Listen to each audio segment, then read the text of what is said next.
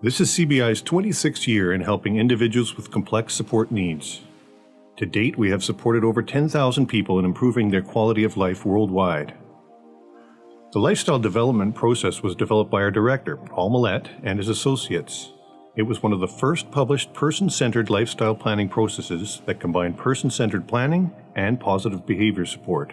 Over 25 years later, LDP is still improving the quality of life for people with developmental disabilities and people who use challenging behavior. We use this in all areas of our work, including PBS, customized employment, and self-determination. Let's take a look at how CBI has innovated many services we provide to British Columbians. There has always been a great deal of demand for our services. Unfortunately, this often led to lengthy waiting lists. CBI, as well as our contract partners, wanted to find a way to support people who were waiting for our services. Additionally, service providers regularly requested service from CBI after our initial involvement was finished. It would seem that turnover in direct care providers lead to support plans going by the wayside. To address this problem, CBI developed a new consultation model to increase capacity within families and service providers to both reduce the need for professional behavior support and to increase the number of people who were receiving behavior support. CBI calls this model of consultation capacity training. Through this approach, families, schools, and service providers can access our information, resources, as well as our whole process online. It makes learning much more flexible as we are now able to support a variety of learning styles. Capacity for learning is also increased because now entire teams can access information they require at any time. Let's take a look at what this process looks like. CBI uses an online learning management system, LMS. Team members are registered to access modules on our system. It is a very user-friendly system with lessons or modules running just like YouTube videos, where users can control the speed of their presentation to suit their learning style.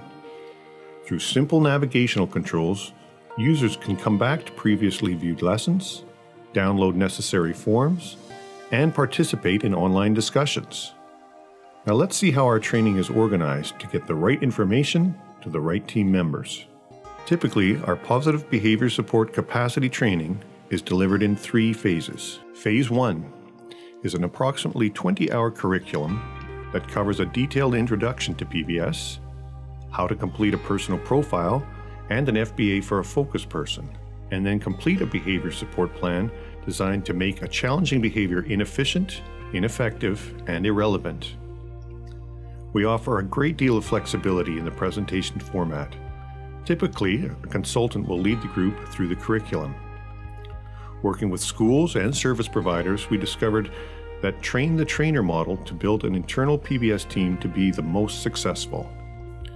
It allows the students to set the self-directed pace of learning while ensuring the fidelity of implementation by our consultants. Phase 2 is an approximately 6-hour, 2-module curriculum that introduces users to the key points of PBS and the purpose and process of FBA, Functional Behavior Assessment. The second session introduces users to the lifestyle development process, scheduling, and choice making. This phase is appropriate for behavior interventionists, educational assistants, and direct care providers. Usually one of the trainers who has completed Phase 1 with CBI support leads participants through this portion of the curriculum. Phase 3 introduces PBS teams to higher-level behavior support strategies, such as instructional supports, self-regulation, video modeling, and cognitive behavior therapy. This phase is appropriate for schools and service providers' PBS teams after they have mastered the teaching of Phase 2. Let's hear what our agency partners have to say about CBI's capacity training. My name is Kevin Lusignan. I'm the Executive Director of the Community Venture Society. We're located in Port Moody and we serve children and adults with developmental disabilities. Capacity building project has helped us to help our staff to learn over time. In each time that a person that we serve has a challenging behavior, our staff, they now know to come to us and say, hey, what should we do? And we say to them, well, you should go through the modules. And if you do that, then you're going to come up with a personal profile that we can check against the day-week schedule to make sure that a person is experiencing the maximum quality of life. And in doing this over many iterations, we've found that our staff, they've learned the basics with respect to positive behavior supports. So the organization itself has actually grown in capacity. And as a result, we've seen people who have come onto what we call our PBS list, and after spending a period of time with interventions that staff and CBI have come up with, we've seen their quality of life get better. We've seen their behaviors drop off, and so that we're in a position where we're basically just monitoring the situation and making sure that the interventions that have been co-designed by our staff and CBI are being implemented with fidelity. So we're seeing staff have better days. We're seeing the people we serve have better days, and it's changed our organization for the better.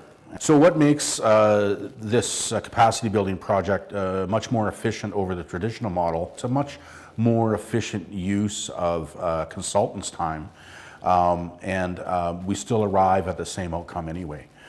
So in that respect, for funders, it's just simply cheaper. For our organization, it's simply better because our staff are learning. And that's important. It's important because when they arrive at a multi-element support plan, our staff have a hand in that plan all the way, every step along the way. And we know that when people have a hand in the plan, they're more likely to execute it than if it was just a consultant saying, here's the plan, implement it. So we're seeing better outcomes in terms of the implementation because our staff better understand why they're doing what they're doing. Over the years, CBI has supported hundreds of families, dozens of schools and service providers to complete our 20-hour curriculum. Among others, some of the typical outcomes reported by the participants include decreases in challenging behaviors, increases in quality of life, decreased sick days taken by the staff, decreased time off work due to injury, and increased staff retention. In summary, CBI has developed a highly effective consultation model that benefits the individuals CLBC serves and is cost-effective for CLBC.